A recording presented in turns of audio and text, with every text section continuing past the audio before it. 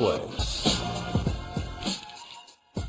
The Patriots are two touchdown favorites against Houston on Sunday. If you're doing math at home, that is 14 points. Also, stop doing so much math at home. That's fun. Tom Brady was back to his normal self in Week 2, throwing for over 400 yards and 3 touchdowns. Texas defensive end J.J. Watt was very complimentary of his opponent afterwards, and why should he? It's going to be a good game. Both teams together are going to be fun to watch. We're going to talk about a couple other things, including the Washington Redskins coming up. We want to welcome in Redskins head coach Jay Gruden. Coach, thanks so much for being with us this morning. Thanks for having me. Great. Coach, I want to just start, first of all, with the new restrictions on practice. Several people have compared the first month of the season to an extended preseason. CC, Chris Carter, has been behind that the whole time. 2 weeks into the year, you guys are 1-1. How would you assess your team so far? Well, we're still developing. Obviously, we're trying to create an identity for this football team. I think last week was a great step for us. We challenged our offensive linemen in a physicality realm, and they answered the bell, quite frankly, and ran the ball effectively. And defensively, you know, we got some new players with Zach Brown and DJ Swearinger and Jonathan Allen and Terrelle McClain and Stacey McGee, and they're all trying to gel and find their way together. And right now it's a process, but I like where we're headed. Coach, you talked about a lot of great players. You have one player that I'm very, very interested in his overall development. His name's Terrelle Pryor. You've been with some dynamic wide receivers in Cincinnati, there in Washington. So you're used to developing them. Now, this is one of the hardest transitions that we've ever seen, going from quarterback to wide receiver. Where is Terrelle's development now as a wide receiver in being your number one guy? Yeah, he's still developing, that's for sure. He's still trying to get that continuity with Kirk, and Kirk's trying to figure out how fast he is and what kind of balls he can throw to him when he can go get. So that's going to be a process that's going to continue to evolve a little bit. Terrelle is still developing as a wide receiver. There's some things he does naturally that he's just a gifted athlete, and there's some things, quite frankly, he needs to work on, and we're continuing to work on that. The great thing about Terrelle is he's willing to put the work in. He's willing to get coached. He wants to be the best, and he's on the right track to be one. No, there's a lot of people that when they associate me, they associate a lot of things with my older brother, Butch, professional basketball player. I got a lot of my work ethic from him. We know you have a famous brother also. You guys are from Ohio. So I got to tell you, you had to be my first coach that I brought onto my show once we launched 3 weeks ago. So thank you for that. But also the influence your brother has had on your career and how you coach currently. Yeah, he's been the main influence, quite frankly. You know, I played in the Arena League, I coached in the Arena League, but fortunately I was able to coach 7 years with my brother in Tampa Bay and really learned everything about the outdoor game from him. You know, X's and O's, motivation. He's a great motivator. He keeps everything fresh. He has great ideas week in and week out, formationally, motivationally. I mean, he's just a great coach, and I learned everything from him. And a lot of things we do today are things that I learned from him. So, you know, I appreciate everything he's done for me. Great mentor, great brother, and love the heck out of him. Coach, Nick right here. This will be the last question about your brother, but jumping off what Chris said, I've seen him around his brothers to this day. They are grown men. They still, I feel like, are always about this close from wrestling around on the studio floor. The last time you and John actually got in a physical altercation, you were how old and who won?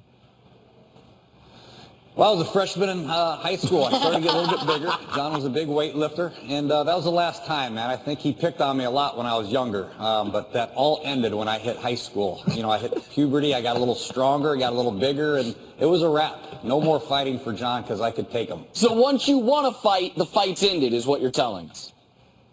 That's exactly right. No more fights. Okay, all right. I love it. All right, on football, you guys obviously are in one of, if not the toughest division in the NFC. There's 6 of your games. You then get the schedule this year, and it's like, oh, what AFC division we get? Oh, the AFC West. 3 of the 4 teams are 2-0. So there's 10 of your games is against about as tough a competition as you could script out before the season. Can that be a good thing? If you can get through that type of gauntlet, can that be a team that better prepares your team for the postseason? Yeah, I think so. We have to win those games, though. You know, every team in the NFL, I don't care what you say, they have some talent, and it's a great challenge week in, week out. But obviously, if you look at our schedule in the AFC West, how good they're playing, and Obviously, our division with the Cowboys, Eagles, and Giants, very good defenses, good coaches, good quarterbacks. It's going to be a grind for us, and we understand that no matter who we play, 16 weeks, it's a grind. And I think we have the right mentality here. We got the right people in-house to handle the grind, and we just got to come out and perform and do the best we can. Coach, Giants head coach Ben McAdoo discussed the difficulty of calling his own plays as the head coach. You went back to calling plays this season. Can you talk us through some of the pros and cons of calling your own plays? Well, I think the cons are probably that, when I was a coordinator at Cincinnati, I was able to just focus in on the offense. In between series, really, you're talking about the next series. You're looking at what they did the series before. But in between series now, I have to be involved in the defense and special teams. I can't just look at pictures the whole time and try to figure out what I'm doing. So I rely heavily on my staff. So Bill Callahan, Kevin O'Connell, obviously, Matt Cavanaugh, they're going to be a big part of the play calling duties also. Coach Callahan did a great job of previewing some runs for me in between series, and Coach Cavanaugh and Coach O'Connell did a great job previewing the passes. That's a big help. But that's the biggest challenge, is in between series not being able to really focus in on the offense and what's coming up. This might sound silly, but I've always been curious. Is that the most fun part of the job? Of all the parts of your job, is actually calling plays? I'm sorry?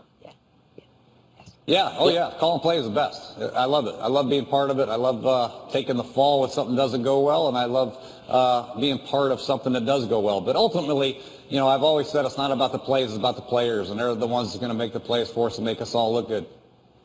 Hey, Coach, there's been a lot of discussion about your quarterback, Kirk Cousins. He's been franchised 2 years in a row. My personal belief, I know you don't care, I think he is a franchise quarterback. I think Washington's going the right direction when you have him under center. Assess his play after 2 weeks.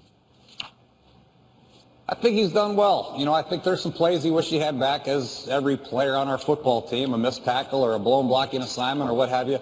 The quarterback's no different. They have the ball every time in their hand, and they have to make the correct decisions, imperfect throws under duress. And there's some throws that he's missed, but he's made some plays also, and I think he's got a great frame of mind. Kirk's always willing to work. He's always willing to study. He's working diligently on the game plan as we speak, and he just wants to get better. He wants to be the best. He studies other quarterbacks, and he's a great guy to have around, a great leader, and we're fortunate to have him this year. Now, unfortunately for you, you're looking across the field at Derek Carr. Now, what are some of the things that you've seen in him? Because I know you're like your brother. You guys love quarterbacks. So give me some of the attributes with Derek Carr that you know as a dynamic. Derek is fun to watch, man. I'm telling you, he doesn't care. He gives his receivers chances. I mean, he throws the ball in spots that I would never even dream about throwing the ball, and those guys come down with it. He's accurate. He's hard to get to because he gets the ball out of his hands so quickly, and he gives his receivers a ton of opportunities to make plays, and they make plays for him. But he's got great command of the offense. You can tell he's a great leader. The players all respond to him and play well around him. And like I said, he's fun to watch other games. Hopefully he's not fun to watch Sunday night. Sunday night, nationally televised game. Obviously, Derek Carr is the marquee player on the offense for the Raiders, the marquee player on the defense, and the guy that I imagine has stolen a few hours of sleep from you this week is Khalil Mack. That when you're going up against such a dynamic, singular talent, I know you got to scheme against all 11, but without giving anything away, what are some special things you can do to make sure one guy doesn't wreck your entire game? Yes, unfortunately, he lines up on both sides of the ball. Fortunately, the left tackle we have is very, very good in Trent Williams, and Morgan Moses is playing well at right tackle. But there are some things we can do formationally and try to get some chips on him, but he does move around. He'll actually play inside from time to time over the guard. He'll play on the right side. He'll play on the left side. He's hard to just track. He doesn't line up in one spot where you can just put a tight end there and chip him on the way out, or a back over there and chip him. But we will have a plan for get the ball out of our hands quickly, maybe some keepers, some bootlegs, and obviously chip them when we can. But ultimately, if it's 3rd down and 8 or 9, we need to get our eligibles out. Our tackle's going to have to block them. It'll be a great challenge for them, but we have faith that our guys will do good.